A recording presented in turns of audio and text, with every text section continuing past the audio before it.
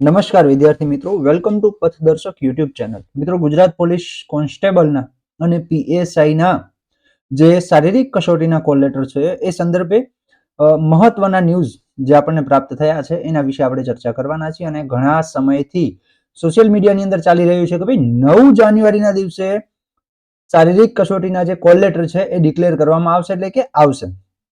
પરંતુ 9 તારીખ તો પતી ગઈ, તો હજી સુધી કોલ લેટર ના આવ્યા. તો કોલ લેટર ક્યારે આવશે અને શારીરિક કસોટી એ જે છે એ ક્યારે સ્ટાર્ટ થશે, એ તમામ બાબતોની અને સાથે સાથે એક મહત્વની બાબત કે સાહેબ એલઆઈડી ના ઉમેદવારો જે છે એમની પ્રથમ આ વખતે દોડ આવશે, આવા પણ એક ન્યૂઝ જે છે એ અત્યારે ફરી રહ્યા છે. તો શું છે હકીકત અને શેના આધારે આ એલઆઈડી ના ઉમેદવારો છે એની પ્રથમ દોડ આવશે એવું અત્યારે ચર્ચા થઈ રહી છે, એ તમામ બાબતોની ચર્ચા આપણે કરવાના છીએ. તો વિડીયોના અંત સુધી જોડાયેલા રહેજો અને જો ચેનલની અંદર જો તમે નવા છો તો ચેનલને સબસ્ક્રાઇબ કરવાનું ભૂલતા નહીં. એ ઉપરાંત આપણું વોટ્સએપ ગ્રુપ પણ છે, તો વોટ્સએપ ગ્રુપની લિંક હું તમને ડિસ્ક્રિપ્શન બોક્સની અંદર આપી દઉં છું. ત્યાં જઈ અને તમે વોટ્સએપ ગ્રુપ અવશ્ય જે છે જોઈન કરી લેજો, કારણ કે ત્યાં કને તમને ભરતી રિલેટેડ અપડેટ મળતી રહેશે. તો સૌથી પહેલા વાત કરીએ તો સાહેબ થોડા સમય પહેલા એટલે કે 11 ડિસેમ્બરે એક મહિના પહેલા, બરાબર ને, એક મહિના પહેલા ગુજરાત પોલીસ રિક્વાયરમેન્ટ બોર્ડ દ્વારા એક ટ્વીટ કરવામાં આવ્યું હતું કે ભાઈ ગુજરાત પોલીસ ભરતી બોર્ડ દ્વારા જાહેરાત ક્રમાંક જે નવી ભરતી છે 2025-26 ની એની પોલીસ સબ ઇન્સ્પેક્ટર કેડર અને લોક રક્ષક કેડરની ભરતી અંગેની શારીરિક કસોટી સંભવિત જાન્યુઆરી 2026 ના ત્રીજા સપ્તાહથી યોજવામાં આવનાર છે. હવે જો આમાં બે વસ્તુ જોવા જેવી છે. એક તો આ શબ્દ જોવા જેવો છે, સંભવિત છે. શું છે? સંભવિત છે, બરાબર ને. આ ફાઇનલ નથી, આ ફાઇનલ નથી, પણ જે તૈયારી કરે છે આને ફાઇનલ માનીને ચાલવું. ઓકે, હવે ત્રીજો સપ્તાહ એટલે કયો? ત્રીજો સપ્તાહ એટલે કયો તો કે સાહેબ 21 જાન્યુઆરી આસપાસ જે છે એ તમારું આ રનિંગ સ્ટાર્ટ કરવાની આમની ગણતરી છે.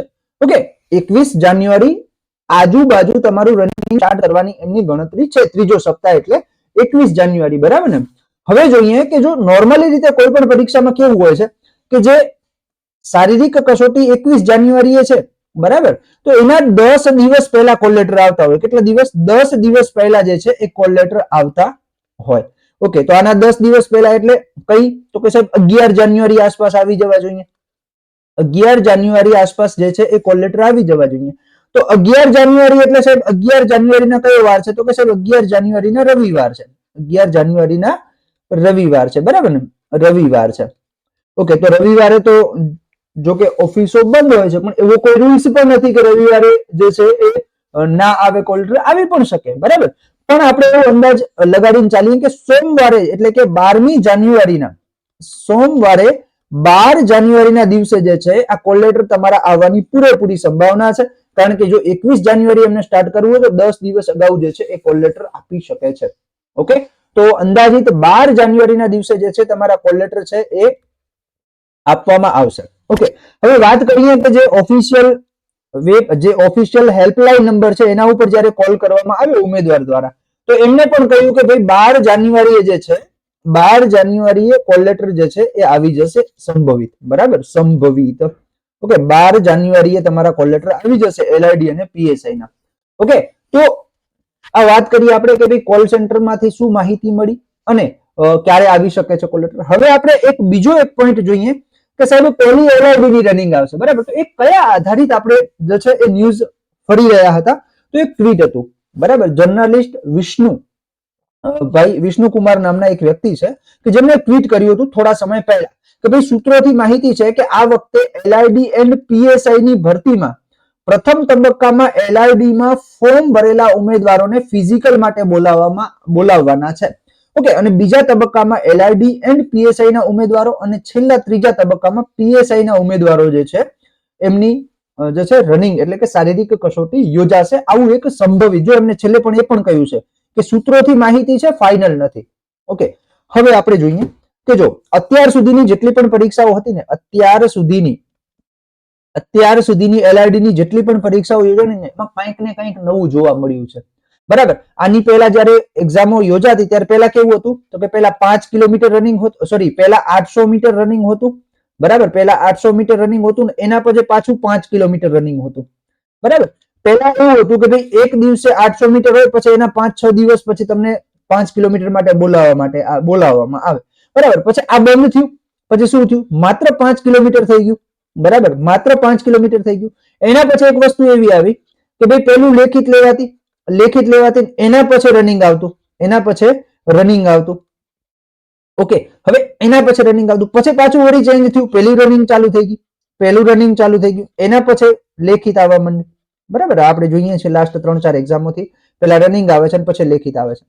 ગઈ વખતે શું થયું? તો કે સાહેબ ગઈ વખતે જે છે એ શું થયું? તો કે સાહેબ અભ્યાસક્રમ ચેન્જ થઈ ગયો. શું થયું? અભ્યાસક્રમ ચેન્જ થઈ ગયો. ઓકે, તો આ વખતે કદાચ ચેન્જીસ આવી શકે છે. બરાબર, આમને કહ્યું છે કે ભાઈ ફાઇનલ નથી, સૂત્રો દ્વારા માહિતી છે, પણ કદાચ એ લોકો એવું પણ વિચારી શકે કે ભાઈ એલઆરડી ના ફોર્મ ભરાવાની સંખ્યા વધારે હોય છે, તો એલઆરડી નું જે છે એ આપણે પેલું પતાવી દઈએ, પછી પાછળ જો કદાચ વરસાદ કે એવું ક્યાંક વચ્ચે થઈ જાય તો ઓછા ગ્રાઉન્ડ હોય તો પીએસઆઈ અને એલઆરડી ના ઉમેદવારો ખૂબ ઓછા હોય છે અને એનાથી પણ ઓછા પીએસઆઈ માત્ર ફોર્મ ભરનારા ઉમેદવારો હોય છે. તો પાછળ કદાચ આ લોકોનું આપણે મેનેજ કરવું હોય તો થઈ જાય, કારણ કે આ એક મોટો વિશાળ જથ્થો હોય છે એલઆરડી ઉમેદવારોનો. એટલે સંભાવના છે કે ભાઈ એવું થઈ શકે છે, થશે જ એવું કોઈ ફાઇનલ નથી આપેલું. બરાબર, એટલે કદાચ આવો સુધારો થઈ શકે છે, થશે જ એવું ક્યાંય ઓફિશિયલ નોટિફિકેશન નથી, પણ એક આપણે અંદાજ લગાડી શકીએ કે કદાચ થઈ શકે છે. ઓકે, તો આ માહિતી હતી જેની આપણે ચર્ચા કરી. જો તમને સારી લાગી તો તમારા મિત્રોને અવશ્ય શેર કરજો. એ ઉપરાંત જો તમે એલઆરડી ની તૈયારી કરો છો તો એલઆરડી સ્પેશિયલ આપણી એક ટેસ્ટ સિરીઝ છે જે daily schedule wise topic test series છે. બરાબર, તો એની જે ડેમો ટેસ્ટ છે એ આપેલી છે. આપણી વિડીયોના ડિસ્ક્રિપ્શન બોક્સની અંદર જાશો ત્યાં તમને એક લિંક મળી જશે. બરાબર, તો ત્યાં જઈ અને તમે ટેસ્ટ સિરીઝ એપ્લિકેશન ડાઉનલોડ કરી અને ટેસ્ટ સિરીઝમાં જઈ અને ડેમો ટેસ્ટ આપી શકશો. ઓકે, ડેમો ટેસ્ટ આપ્યા બાદ જો તમને સારું લાગે તો તમે ત્યાંથી પરચેસ કરી શકો છો. એ ઉપરાંત એલઆરડી ની અંદર ઉપયોગી થાય એવા પુસ્તકો ની લિંક પણ તમને ડિસ્ક્રિપ્શન બોક્સની અંદર મળી જશે, ત્યાંથી તમે ડાયરેક્ટ પરચેસ કરી શકો છો. ઓકે, તો આ ટેસ્ટ સિરીઝ બાબતે વધુ માહિતી માટે તમે આ નંબર આપેલો છે એના ઉપર તમે મેસેજ કરી શકો છો. ઓકે, ચાલો, તો આશા રાખું છું આ માહિતી તમને હેલ્પફુલ થઈ હશે. હેલ્પફુલ થઈ તો તમારા મિત્રોને અવશ્ય શેર કરો અને આવી જ અવનવી માહિતી માટે જોડાયેલા રહો આપણી યુટ્યુબ ચેનલ પથદર્શક સાથે. જય હિન્દ એન્ડ જય ભારત.